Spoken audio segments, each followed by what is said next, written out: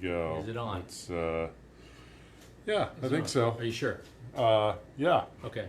Hey, everybody, how's it going? Hey, great. Thanks for asking. Notice it's been a while, but things have not changed. No. That's Andy. I'm Mark. Yeah. This is Yeet Street After Dark. This is. And we've made some changes to Yeet Street After Dark. Uh-huh.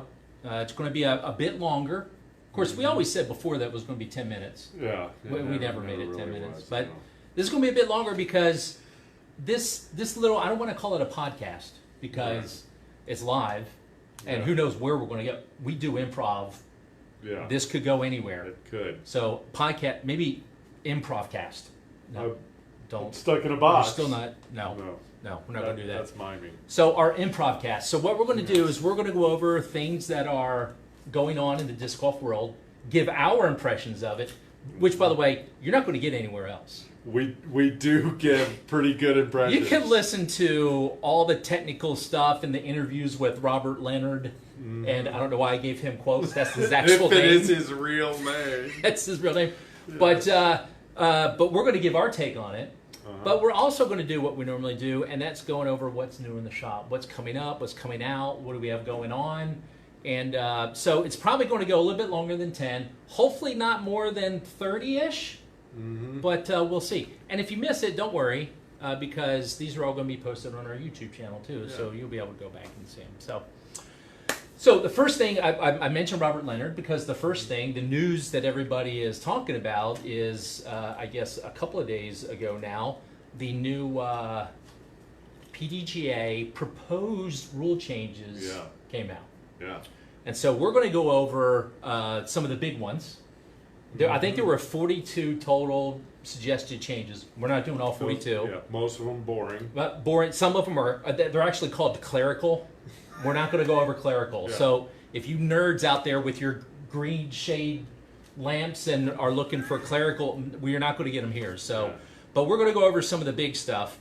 And let's start off with probably one of the biggest ones, which is when there's a questionable call to be made. So up until now, the rule has always stated something like, if you're unsure, then the player gets benefit of the doubt, blah, blah, blah. Yeah.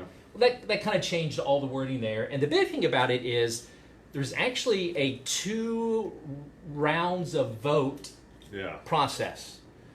In the first round of voting, the player whose throw is being discussed can't vote. Right. And they say that this avoids them being able to lobby and get, what they want, because obviously they're the player. They're going to have an opinion. And what's funny is they're still going to have an opinion. Yeah. They're still going to lobby, but the thing is, they don't get a vote. Yeah. Now, if there's an even number of people voting, and it's a tie, then the player gets the vote. Which, if it's a foursome, it's not going to be a tie. It's going to go over there. But if it's a threesome, or if it's a fivesome, then if the people just can't tell and the vote comes down 2-2, then the player can actually provide the deciding vote. What I found was the most bold of that was if you abstain and choose not to vote, courtesy violation. If you abstain, if you're like, man, I just don't know, and you choose not to vote, that is a courtesy violation. Yeah. Well, I didn't see you throw it. I don't know. I was looking through my bag. If you didn't see me throw it, that too is a courtesy violation because you're supposed to watch every player's throw so that you can assist further down when you get down and you can help identify where the disc may have gone. So that's 2 courtesy violations so right there. So you're being punished a stroke right there. So that's a big one. So and again, I think more often than not, most of the time, I think people can kind of say, it's close enough, give it to the player. So, but now it just makes it. I guess this kind of codifies the who votes and who doesn't and what happens. So that's a pretty big deal. So a card decision is now defined. That's right. It is now. It's you basically, and it's not Rochambeau decide. It's an actual vote to decide. So pretty big deal. Then the other big deal, and this is again, the thing about our sport more than any other sport is it's self-governed, and the players decide like what's out of bounds, what's not out of bounds. And there's also been a big issue with players not calling stuff on other players. Yeah. And and one of the big things is taking too much time. Yeah. So what they've decided is they've now come up with a rule that if you are throwing from, let's see, how did they say it? An unfamiliar lie, you actually get not 30 seconds, but you get 45 seconds. Yeah. So an unfamiliar lie is basically not on a tee pad, not from a drop zone, and not within circle 2, right. within 20 meters of your, because you should know if you're putting what your lie kind of is. But if it's an uncertain lie, so basically it's in the fairway, you actually get an extra 45 seconds. And if it's in the fairway, that's pretty unfamiliar to me. So you would have to take a little extra time to figure out, like, well, what do I do from here? I don't need the thumber from here, so what do I do? That's a good point. So and I think the reason why they give the extra time is, and again, I haven't heard this explained. I haven't heard Robert Leonard talk about this, but my guess is, well, it's because it truly is unfamiliar to you. So we've all been there, and you need to figure out, gosh, how many different gaps do I have? Do I have a gap if I lean out this way? Do I have a gap if I do patent pending? So it takes a little bit more time. But I think what it also does is 30 seconds is kind of nebulous. Like if you did something and it took you 28 seconds versus 35, I probably wouldn't know the difference. And so I would not be inclined to say, hey, you're taking too much time, that's a warning. 45 seconds, though, gets to where it's up in that realm of you're taking way too much time. It's been past, the allotted time. So the next question then, of course, is when does it start? When does the clock start? Yeah. And before, they always talked about like when you're when what was the wording that they used? I can't remember what they used, but the new wording says that once you address your lie. Hello, wow. I'm gonna age myself here, but one of the great honeymooners lines was one guy was explaining to the other guy how to play golf, and he said the first thing you do is address the ball. Hello, ball. So the first thing you have to do, as soon as you say hello, ball, that starts the clock. Yeah. Now, they actually give examples of what it means to address the ball. So you mark it. You mark your lie. Yeah. You pull out your rangefinder and you figure out what your distance is. That can start the clock. Blip, blip, blip, blip. What else? Familiar lie. Practice throw. So if you step up and you're like, okay, I want to throw a little bit of a hyzer, as soon as you start your practice throw, that can start the timer. So at that point, again, in anything except those 3 designated areas, you get 45 seconds now. So we actually don't usually have that problem. We're usually rip it. I don't have that problem. Well, but you don't have to wait for you. Well, here's the thing. The only problem I have is I need to figure out a way to throw not on a forehand. And that takes a little bit extra time. Yeah, there's a... Because I'm cutting out a whole half of the disc. And so it's a little bit harder when you're looking to avoid throwing forehands. Yeah. So that's going to be a pretty big deal. So they now say it's 30, 45, 30 is the rule. 30 seconds on the tee pad, 45 in the fairway, 30 on the green. And I'm glad they kind of specified, like, range finding is included in that 30 seconds, because that can take some time. That can. Then the other thing about time is, and this is for MPO and FPO only. Yeah. So, and only on like Elite Series, National Tour, Majors. Yeah. They get 2 time extensions per round. 2 30-second time extensions. And from what I understand, and this is the one thing I don't understand, so maybe I need to give some feedback. You can't stack the 30-second time extensions. So if you're in the fairway, you take up your 45 seconds, you say, I want to use an extension, you get your extra 30 seconds, you can't call your second extension for the round. I don't know why that is, other than I think I heard somebody somewhere mention that maybe that's a video issue, like a DGN issue, because then that player gets to chew up a lot of time when they could be cutting to another player doing something else. So I don't know what it is, but I think it's okay if you stack them up. If you limit them to 2 per round, why does it matter if you use them on the same throw or not? Yeah. But the rule is you can only use 1 on a single throw. Mm-hmm. So I think that's, but again, not something that you and I ever have to worry about because we're not playing on. What I do have to worry about is time it takes to find a lost disc. Well, that's an issue as well. Still a 3-minute thing? Still 3 minutes. Now the question is, when does the 3 minutes start? When does the 3 minutes start? I got thoughts on that. Yeah. But that's not a proposed rule change. Right. Okay, this is another one, and again, I'm not quite sure why this happens. Hey, Somebody just bought something. hey, where'd he go? Thanks. You guys rock. They do rock. We have great customers. So a new rule passed. Was it last year? I think where everybody on the card has to keep score. Mm-hmm. So you either have to keep it digitally or a paper score. Mm-hmm. They've kind of refined the rule that says now. Prove it. That's right.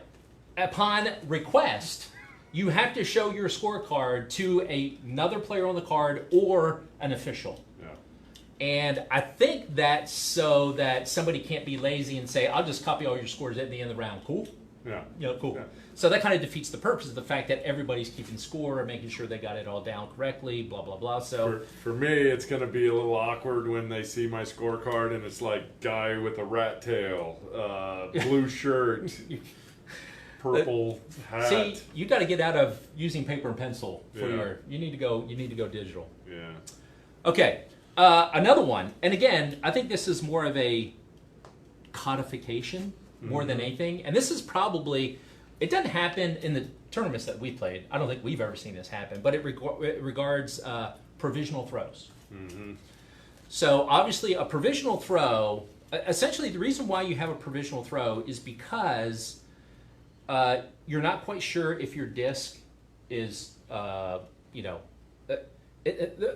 basically you want to do it in order to save time. So for instance, if you lost a disc, that's stroke and penalty, which means you have to go all the way back to the tee and throw again. Mm-hmm. Stroke and distance, not stroke and penalty, penalty stroke. So, so basically this codifies when you can and when you can't call provisional throws. And it's to avoid the fact that you throw it and it goes into the junk and it's probably going to take you 2 shots to get out of there. So you're going to be, I'm going to throw a provisional in case I can't find my disc. You throw it and you peer it down the middle of the fairway and you go, I'll just take that one. That's not the point of a provisional throw. No. So you can throw a provisional when it's unclear on how to properly proceed. So there's a rules issue. When a player plans to appeal, so if you say that clearly is out of bounds and I say I don't think it is, I want to take a picture and I want to appeal it, you can throw a provisional. Or when the status of the disc is unknown and it will save time. Like if you have to abandon your throw and you have to walk all the way back to the tee pad. Sometimes throwing a provisional at that point is good, but you still need to go up and make a good faith effort to find the disc. And if you find it, you got to play that and abandon the provisional. You cannot. Don't tell me what I can't do. This is what the PDGA is suggesting you can't do. All right. You cannot make a provisional throw because you potentially missed a mandatory. You should know from the tee if you missed it. The card mates should be able to say, yep, that's a missed mandatory. Consideration of abandoned throw that we've talked about. You can't say, I might abandon it, so let me peer this one down the middle of the fairway. Or when the only issue is whether or not a penalty throw applies. So that codifies it. And not only does it codify it, but it also goes on to state you have to declare not only that you're throwing a provisional, but why you're throwing a provisional. Yeah. So again, it's not... Otherwise, you're just throwing practice throws. Can we do like Michael Scott declaring bankruptcy? I declare provisional! That's all you got to do. That's all you have to do. Yeah. But you do have to say not only is provisional, but why. So that's a pretty big deal. But again, I don't think I've ever been in a situation. I don't even think I've been on a card where somebody threw a provisional. But I say provisional on casual rounds. So you do, and yeah, that was horrible. We don't. Provisional. Yeah, we just know you're just going to take player two's Yeah. throw and go about your business. Okay, so those were under major changes official rules. Then there were some major changes competition manual for events. Oh yes, this is pretty big stuff. Yeah. Probably the biggest deal is, and I always thought this was a rule, but again, this is sort of codifying Codifying it, yes. Groups can't have more than 5 people. Yeah. Now, there are some differences, like if you're playing in a doubles tournament, Yeah. 6 people can be on a card. There's some rules around, I think, college play and stuff like that. But groups can't have more than 5 players. They also cannot have fewer than 3 players. Yeah. Unless there's an official traveling with them. There is Who can throw. That's right. And that's probably the weirdest thing. But I think I understand why. I think Charlie mentioned this on the Upshot. It's a pace of play issue. Yeah. So if you got a twosome, I think this happened in Junior Worlds once, where there was 2 players. If you only have 2 players and the card in front of you has 4, you're constantly going to be butting up against them. And also, as a player, you kind of get into a certain rhythm of he throws, I throw, he throws, I throw. You know, that's kind of that rhythm. And also, it allows people on the card to get more than one other win read. Which, you know, if you're on a foursome, you get 3 win reads. If you're on a twosome, you only get 1. So the official can throw if the players agree to help with pace of play and to also help with, you know, stuff like win reads and stuff like that. Yeah. But the players do have to agree to it. So yeah, but the person does have to be a certified official. And I've done flex starts where 2 people signed up for the 1:30 time and there was nobody else till like 4:30. So I would walk with them so that they can still play since I am a certified official. I know. You need to be a certified official, so you can do that too. I'm not a good test taker. So it also codifies what, and again, I think most people know this. What happens if you come back for the second round of a 2-round tournament on one day, and one guy just drops out? Yeah. Well, the rule is typically that you would go to the group behind you and say, "Hey, one of you need to come up and play with us." This codifies it. Mm-hmm. And it actually says, I didn't know this was the rule. I don't know if it was a rule before, if it's a rule now, but so when the group, that's right, when the group behind you catches up, and you need to tell them, hey, we need to reform groups. Well, the way it's done is if the combined group is greater than 5 players, then the player whose initial position in the larger group was last in the original lineup, so they were bobbed for the first hole, they would move to the smaller group. Yeah. So, and again, if 2 people drop out and there's only 1 person, then the next person who was next to last would join that other group. Which makes sense because that's how they would have started if they had reorganized. That's right. At the first. That's right. Yeah. So, and again, I think people kind of always knew that, kind of understood that, but this kind of again codifies it and makes it official. And then the last thing, a couple rules about flex starts, which is something we're interested in because we do flex starts both in the Triangle and Burlington. Yeah. Apparently, as long as the course and the city permits it on their grounds and you don't abuse it, you can now drink alcohol. Yeah, or show up intoxicated. Well, again, I don't think you can go to excess. Right, yeah. So I don't think you can actually be drunk. Right. But you can certainly have a beer now while you're doing your flex start. Just nurse it through the round. Yeah, like we do when we play, nursing our bottles of water. Yeah. But and then the other thing is, and I find this interesting. Again, as people who do flex starts, I kind of agree with this one. You can play in a flex start more than once. You just got to pay. Got to pay, and you got to declare which division you're going to be playing in, and they have to be different. That's right. It has to be 2 different divisions, and you have to declare it before the round. Yeah. So you can't go out and say, "Ooh, I shot 6 strokes better. Let me see. I'll do MA1 in this one and MA2 in this lesser round." So, but you can do that now. You can actually play twice. You just have to declare what division you're playing in before each round, and you have to pay for each round. So that's kind of a big deal for flex start. So, and let's face it, if you were drinking during the first round, you probably forgot and probably going to end up playing again anyway. Hey, I'm here for my flex start. Yeah. Oh, I didn't pay yet. Okay, here you go. So, so anyways, there were a couple of clerical changes. I find this interesting. MPO players must have a minimum rating of 950. 950. It used to be 925, 930, something like that. Yeah. What's now the FPO didn't change. What's minimum FPO for major and elite series? 850. 825. 825. 825. Okay. So, but for MPO, player must have minimum rating of a 950. And then we talked about the 2 time extensions per round, 30 seconds each. Players cannot use 1 time extension on a single throw, more than 1 time extension on a single throw.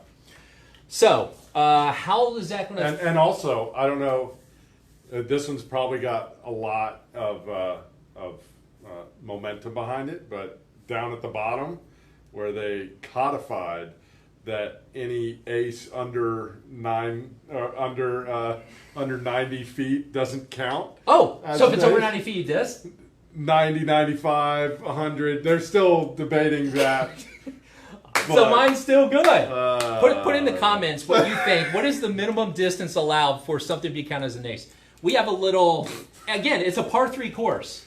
So when you ace it, it's still an eagle. It could be a par 2. No. It could be. The first hole on this course is 108 feet, I think. 105, 108.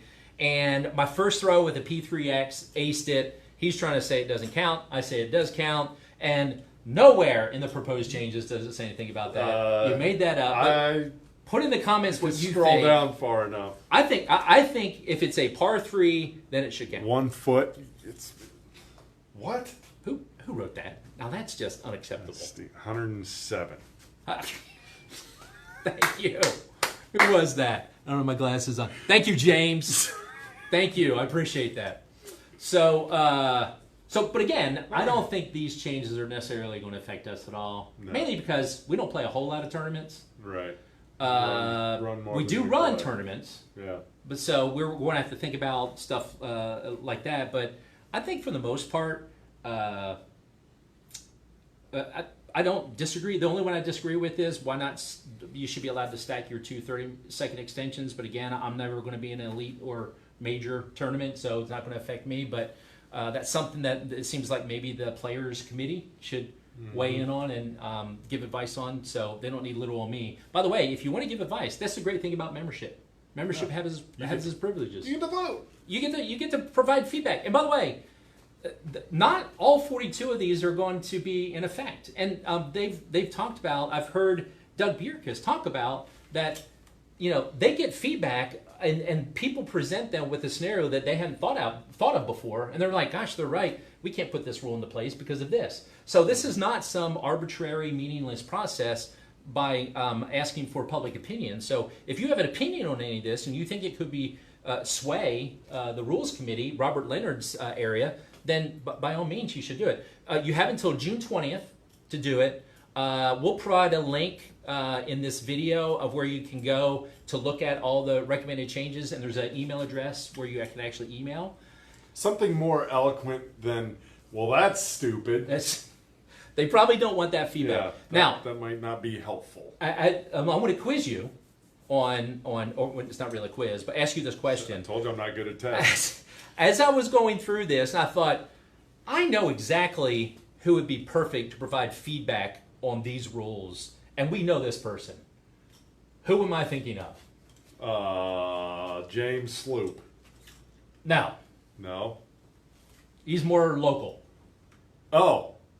Evan Smith. Well, Evan would be a good one to provide. Yeah. But not nearly as good as Evan. He's an ambassador. He tells me rules when we're having a tournament. Clark Nichols. Yes. Clark Nichols. This is right up his alley. Yes. Matter of fact, Clark, you should write the PDGA and say you want to be on the rules committee. Yeah. One-man rules committee. That's right. He knows all. But by the way, shout out to Clark. He actually did the drone footage for the Tar Heel Open, which is we're going to be providing video for, and somebody is going to be doing commentary. It's me. I'm doing it. Yeah, it's not me. Okay. What do we got here? Okay, so let's go over some new releases. What's new at the shop? There's a lot of new stuff going on. The biggest one, of course, is MVP has a new release coming out. Mm-hmm. But it's not that one. It's not this one. No, we'll talk about that one later. We'll talk about that later.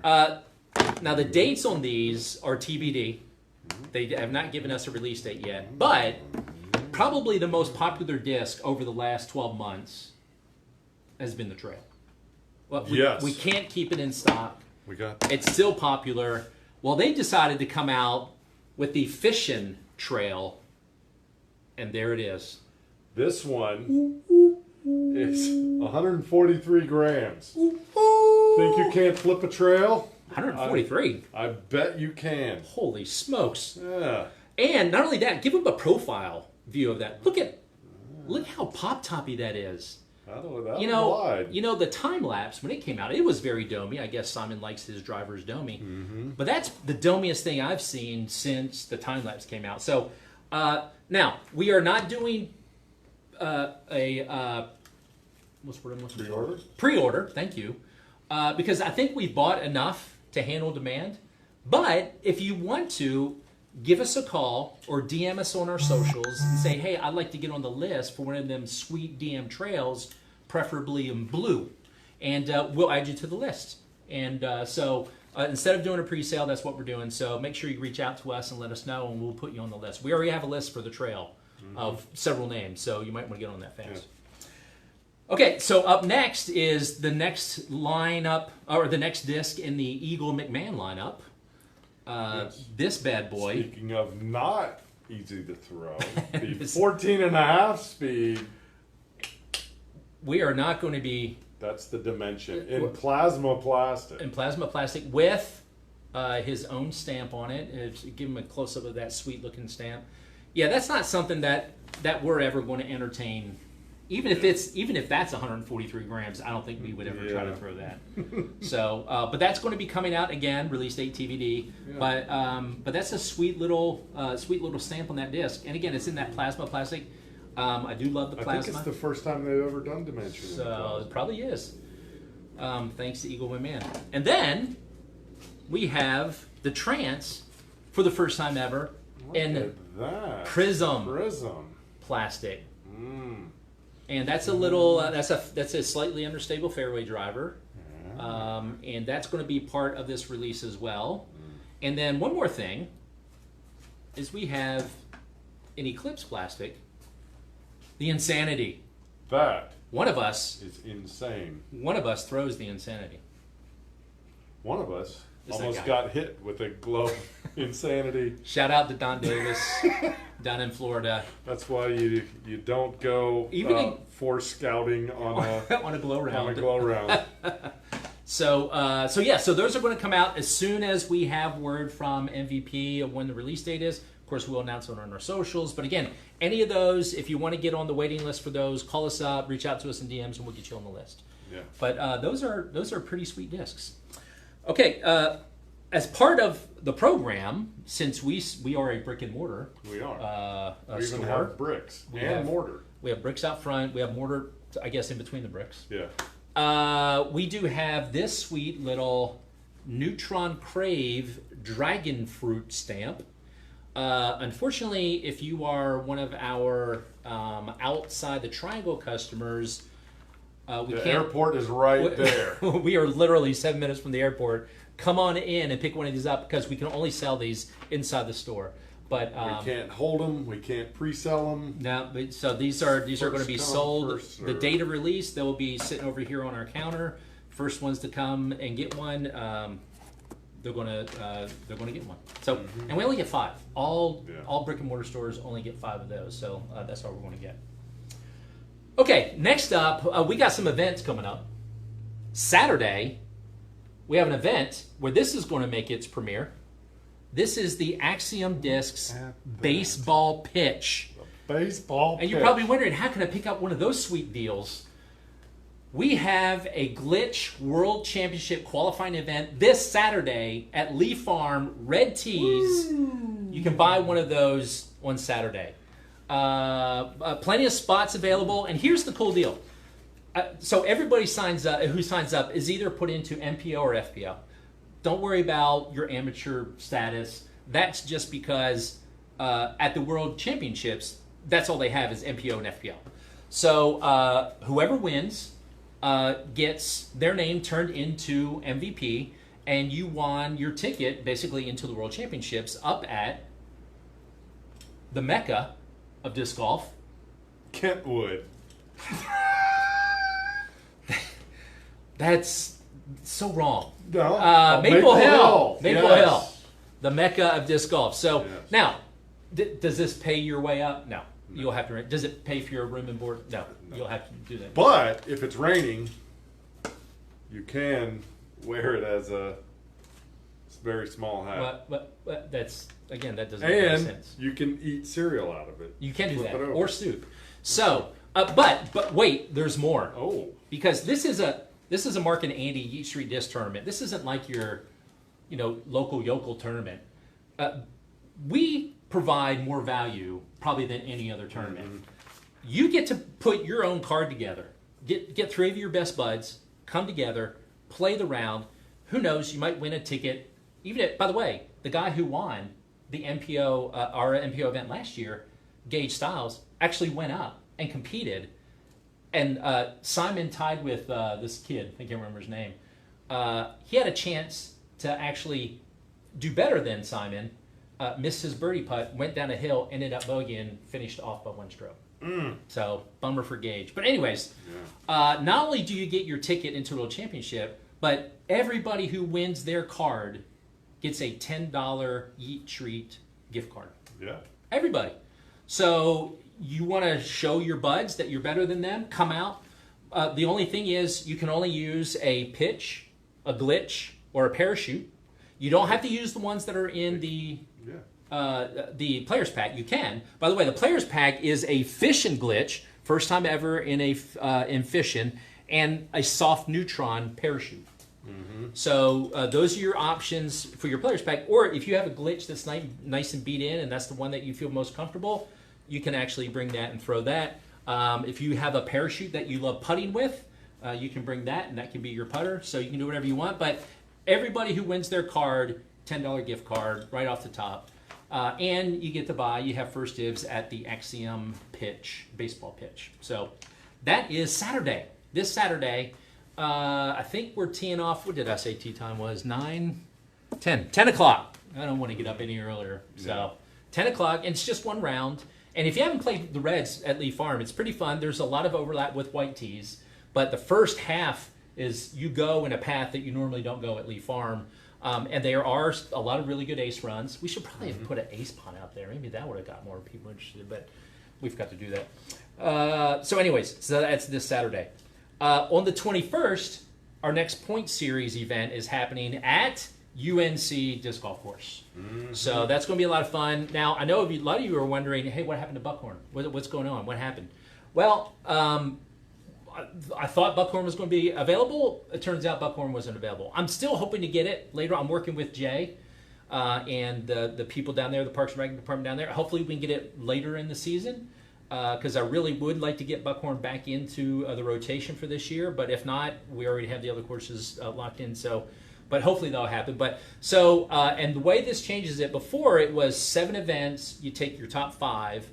Well, this year, it's going to be just like it was last year. There's 6 events, but your top 5 scores are what carries over into the championship. So you still get your top 5 scores that carry over. But that is on June 21st. It's 2 rounds. It is $35 instead of $30 because the course rental fee is a little bit pricier than some other courses.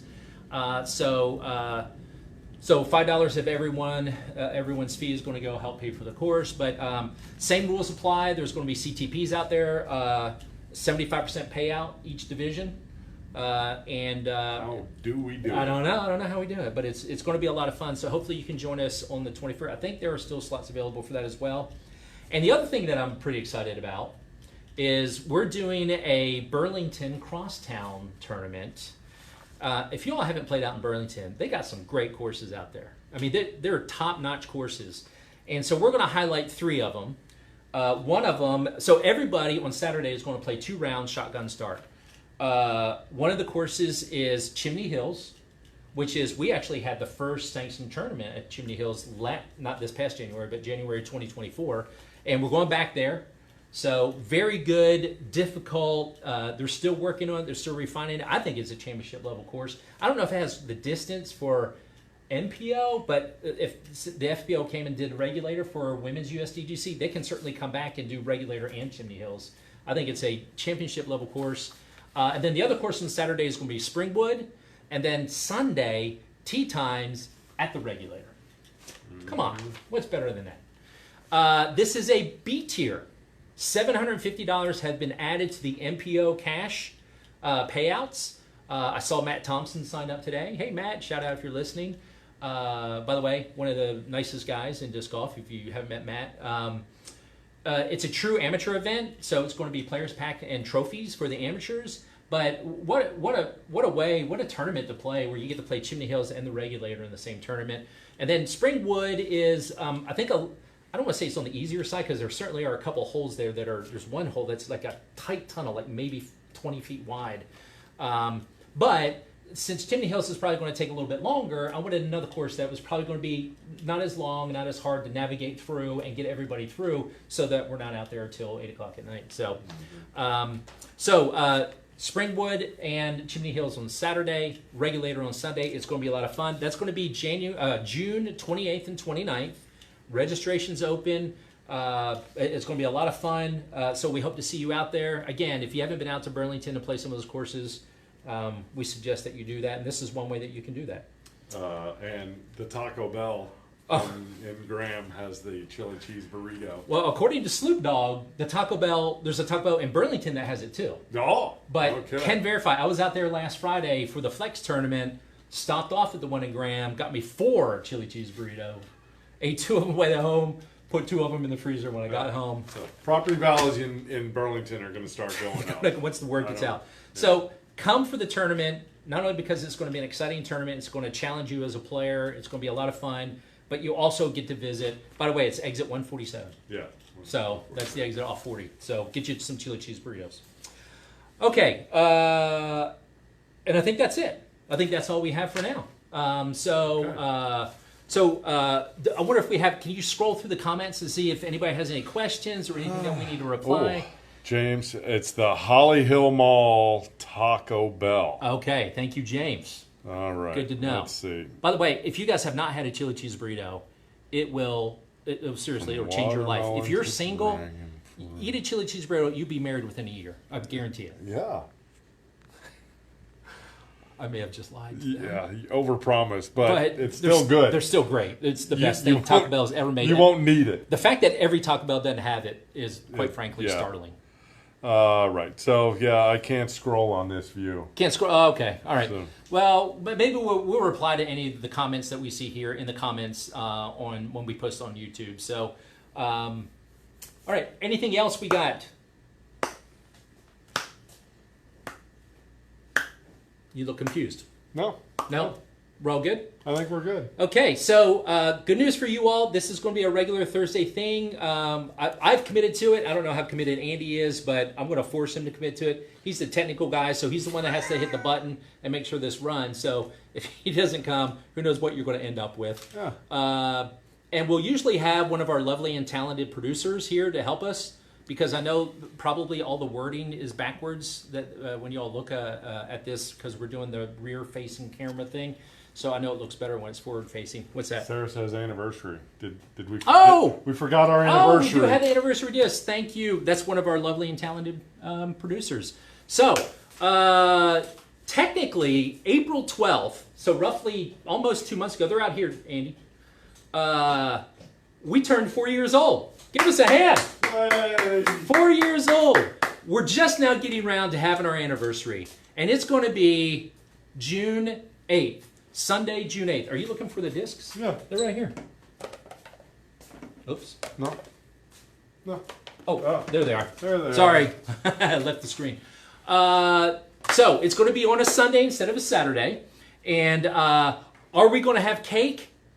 Yes, we're going to have cake. Are we going to have punch? No. Evidently, we're not going to have punch.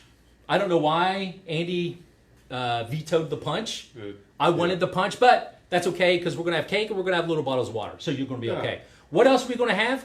We're going to have, we haven't figured out, either somebody from the NC State team or some players from the UNC team, the 2 teams that we sponsor, are going to be out in the field with our tech discs. And all you have to do is donate $5 to their disc golf club, and they will allow you to throw the tech disc, show you the results, and probably even help you work on your form. Like if your nose angle is not right, they can say, "Hey, try this." Yeah. Have you considered rhinoplasty? No, that's it. If you have flutter, Yeah. because tech disc will have. Maybe put down the cake and start doing some heart healthy, Yeah. so you get rid of that flutter. Anyways, so they're going to be out there on the field. Again, you're going to be donating to a local disc golf club, a collegiate disc golf club. That's great, and you also get some information about your throws, which is helpful. So that's going to be available. Are we going to have drawings every hour? Absolutely. Absolutely. We're going to have drawings. So anybody who shows up at from 1 to 2, we're going to pull a name out, and that person's going to win a lovely prize. Everybody who shows up between 2 and 3. And it's not going to be a drawing. It's a drawing, but you won't win a drawing. Yes, right. That's right. Unless, have they seen our drawings? Maybe we should sell our drawings. I don't know. That's a good point. And I think we also have our dyers. A dyeing contest. They dyed Petras. It's on. And I've seen some of them. They started coming in. And we're going to, so we're going to be able to auction them off. We are going to give them, I think we decided to go with the North Cove rebuilding effort. So all the money that's raised, all the discs, and they're donating these discs. So all the money that you all buy the discs for, all the winning bids are going to go to the North Cove rebuilding effort. And the one who has the highest bid is going to win a cash prize. So we're going to help our dyers out that way. So that's going to be a lot of fun. So you'll be able to come in. We'll hold the auction on Facebook. So that's the way that you'll be able to bid on it. But if you want to see them live and in person and look at them up close, they'll be here on Saturday, June 8th. And we also have our new anniversary stamp, which is not just any anniversary stamp. We reached out to the beloved and renowned Marmoset. Yes. And said, we'd love for you to do a stamp for us. And he looked at some of our old stamps, and he said, just curious, why an owl? And so in case you all didn't know, all of our anniversary stamps have owls on them, and it's because our very first tournament stamp, the very first Yeet Street amateur meet that we did, Chris Hensler did the stamp for us, and it was at Lee Farm. And Lee Farm has a barn. And he's thinking, what likes to hang out at barns? Owls. I mean, there's an owl named the Barn Owl. Yeah. And ever since then, we just have owls on it. And he wondered that because his favorite children's book was a book called Sam and the Firefly by P.D. Eastman. I don't know if you all remember that or not. And this is his rendition of Sam and the Firefly. Yeah.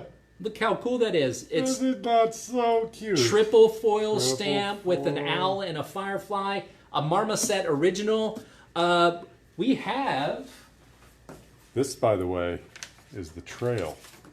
Yeah, here's what we have. Nope, that's not it. This is an Eclipse Crave. So we have Neutron Glitch, Neutron Detour, Neutron Trail, which he just showed you, and the Eclipse Crave. So those are all the ones that we have for MVP. We also have, they're not here yet, hopefully they're going to be here before June 8th, a bunch of discs from House of Discs. The Pure was one, the Brave, the River was one, but there's like 5 or 6 from House of Discs. I wanted to get it on the Berg, but their stamping machine can't do a stamp like that on the Berg because of... You basically need a roller. You need something... but there's going to be on that, and I don't think we're going to do Innova this year, at least not now. We may do it later on because this stamp is such a cool stamp. We want to make sure that more people, even after our anniversary, have a chance. But they're going to debut. Now, we're not taking pre-orders for these. We're not taking, so you're just going to have to come on Sunday, June 8th, and pick out which one of our anniversary discs you want to get. So we're pretty excited. We're so happy to be around for 4 years. Again, it's because of you all, the customers that we love. We love you. And seriously though, thank you. If it weren't for you, we wouldn't be here doing what we love to do, day in and day out. You still have a day job. I've left my day job, which my wife is like, so when are you going to go back to work? And I'm like, I am working. But every day I wake up and I'm like, okay, what am I going to do disc golf related today? That's a great life. Mm-hmm. That's a lot of fun. So we thank you guys for that. Come join us on June 8th. Come grab some cake. Get a bottle of water. Look at the dyed Petras that are here. Pick you up a custom Marmoset stamped disc, and we're just going to have a lot of fun. Yeah. Who knows? Maybe there's going to be dancing. There might be. Maybe we'll do some break dancing. Maybe we'll play some Twister. Yeah, we'll play some ABBA. Drop into the comments the reference I just gave you. What movie was that from? Let's see if they can get it. Yeah. I think you know what it's from. I didn't hear you. I wasn't paying any attention. Maybe we'll do a little break dancing, play a little Twister. You know what that's from. Yeah. It's the same movie where guy goes, they meet his girlfriend. He goes, okay, so she's a dog. So she's a dog. That's a great movie. Yeah. Anyways, so drop it in the comments if you think you know what it is. So, okay, is that it, Sarah? Anything else? Hey, very good, James Sloop. You nailed it. Let me see if Sarah has any other comments for us because she is our. She says lovely... not Saturday. Yeah, not Saturday. It's on Sunday. I said Sunday, didn't I? I don't know. You say a lot of things. That's true. Okay. Connection. All right. Well, let's cut this off. How long has it been going? Does it say how long we've been going? I think we've been going long enough. It feels like 45 minutes. Yeah. So as soon as we have release date for the MVP stuff, we'll note it on socials. Until then, we will see you next Thursday for another edition of Eat Street After Dark. Paxton says, will you cap the line waiting outside the store asking for a friend? No, we will not. If it wraps around the building, so be it. Yeah. That's just how we roll. We do only have 5 dragon fruit, but... I think he was probably talking about the anniversary disc, but I don't know. Maybe he wasn't. I'm sure. By the way, I got a random text from Paxton yesterday. Yeah. And he said, Mark, I wanted to sign up for your Burlington Crosstown, and I went to choose my shirt size, and there are no sizes listed. So Paxton's looking out for me. Yeah. Appreciate it, Paxton. Mm-hmm. Okay, with that, we're going to let you go. See you next Thursday. Take care. All right. You know how to turn it off? I think. You're gonna. Well, now Is it off? While I do that. Is it